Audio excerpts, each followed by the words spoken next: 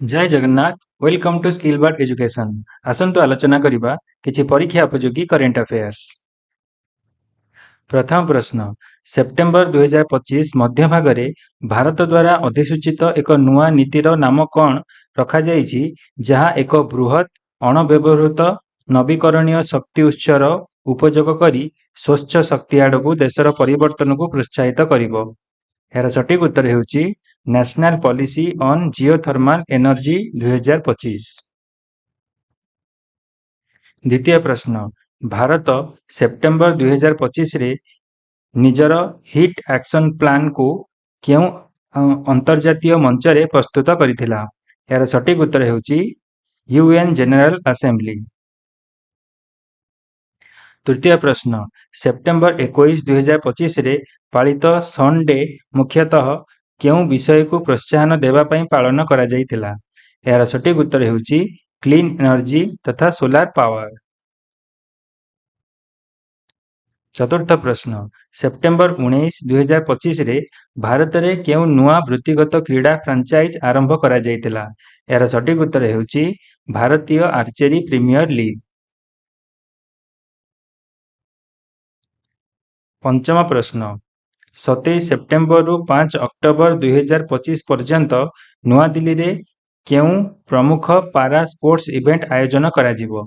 यार सटीक उत्तर हेउछि वर्ल्ड पारा एथलेटिक्स चैंपियनशिप्स।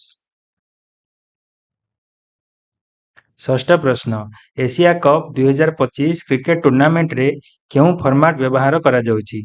यार सटीक उत्तर हेउछि T20 फॉर्मेट।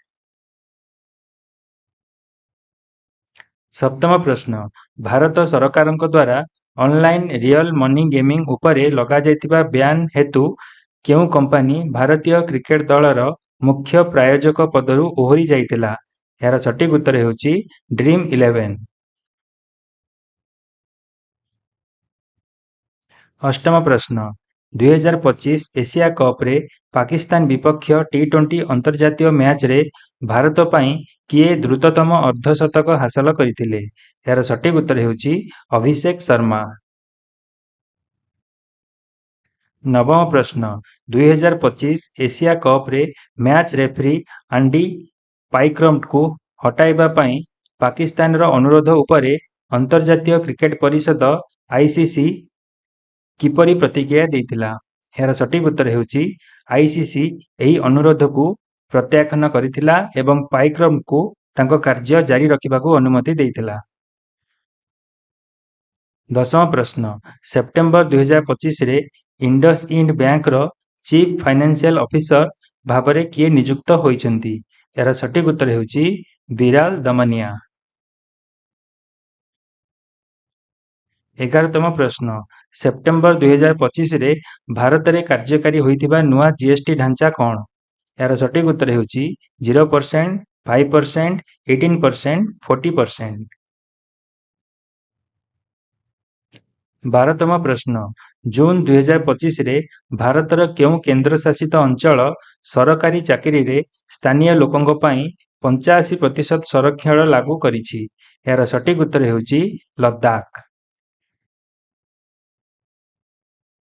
13तम प्रश्न सेप्टेम्बर 2025 रे आंध्र प्रदेश रे कार्यकारी होइतिबा व्हाट्सएप आधारित शासन मॉडल रो नाम कोन जहा 738 टी नागरिक सेवा जोगाइबा पई संप्रसारित होइछि। यार सटीक उत्तर हेउछि मनमित्र। 14तम प्रश्न सेप्टेम्बर 2025 रे दिल्ली विश्वविद्यालय छात्र संघर राष्ट्रपति निर्वाचन रे केउ राजनैतिक दलर प्रार्थी जीतिथिले। यार सटीक उत्तर हेउछि अखिल भारतीय विद्यार्थी परिषद बा एबीवीपी। 15तम प्रश्न पश्चिम ओडिशा रे पालित हेउथिबा केउ पर्व नुआ धान अमल को सूचित करे एवं 2025 अगस्त रे पालित होइतिला। यार सटीक उत्तर हेउछि नुआखाई। 16तम प्रश्न भूस्खलन कारणरू कलिंगा घाटी निकटरे चर्चारे अछि। कलिंगा घाटी ओडिशार केउ जिल्लारे अवस्थित। यार सटीक उत्तर हेउछि कंधमाल। 17तम प्रश्न एनएच 157 ର ଅଂଶ କଳିଙ୍ଗା ଘାଟି ରୋଡ୍ ଓଡ଼ିଶାର କେଉଁ ଦୁଇଟି ସହର ମଧ୍ୟରେ ଗମନାଗମନର ଏକ ମାର୍ଗ? ଏହାର ସଠିକ୍ ଉତ୍ତର ହେଉଛି ଭଞ୍ଜନଗର ଏବଂ ଫୁଲବାଣୀ। 18ତମ ପ୍ରଶ୍ନ, ବାଣୀଶ୍ରୀ ଶିକ୍ଷାବୃତ୍ତି ଯୋଜନା କେଉଁ ରାଜ୍ୟ ସରକାରଙ୍କ ଦ୍ୱାରା ଆରମ୍ଭ କରାଯାଇଛି? ଏହାର ସଠିକ୍ ଉତ୍ତର ହେଉଛି ଓଡ଼ିଶା। 19ତମ ପ୍ରଶ୍ନ, କେଉଁମାନେ ବାଣୀଶ୍ରୀ ଶିକ୍ଷାବୃତ୍ତିର ପ୍ରମୁଖ ହିତାଧିକାରୀ? ଏହାର ସଠିକ୍ ଉତ୍ତର ହେଉଛି ଦିବ୍ୟାଙ୍ଗ ଶିକ୍ଷାର୍ଥୀ।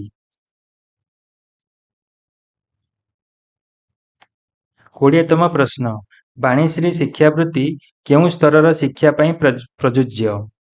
ଏହାର ସଠିକ୍ ଉତ୍ତର ହେଉଛି ସ୍କୁଲରୁ ଉଚ୍ଚଶିକ୍ଷା ସ୍ତର। ତ ଏଇ ଥିଲା ଦେଶ, ବିଦେଶ ଓ ରାଜ୍ୟର କିଛି ବଛା ବଛା କରେଣ୍ଟ ଆଫେୟାର୍ସ। ଭିଡ଼ିଓ ଭଲ ଲାଗିଥିଲେ ଲାଇକ୍, ସେୟାର କରି କମେଣ୍ଟ ବକ୍ସରେ ଆପଣଙ୍କ ମତାମତ ଦିଅନ୍ତୁ। ଧନ୍ୟବାଦ। ଜୟ ଜଗନ୍ନାଥ।